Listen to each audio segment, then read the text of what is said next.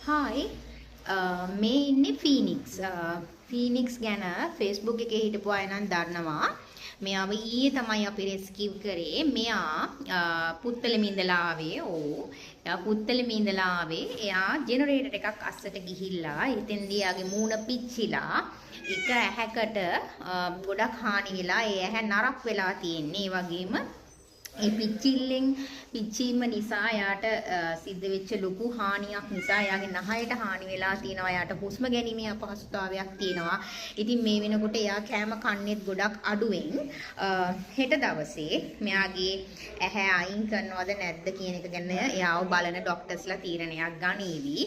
ඉතින් අපි ප්‍රාර්ථනා කරමු අපේ ෆීනික්ස් කොල්ලට ආපහු අලු වලින් නැගිටලා ලස්සනට පියාඹන ෆීනික්ස් කුරුල්ලෙක් වගේ ලස්සනට දුවලා පැනලා ඉන්න වාසනාව ලැබෙයිද කියලා. ඉතින් අපි හැමෝම ප්‍රාර්ථනා කරමු ඒ වාසනාව අපේ ෆීනික්ස් කොල්ලට හම්බ වෙන්න කියලා.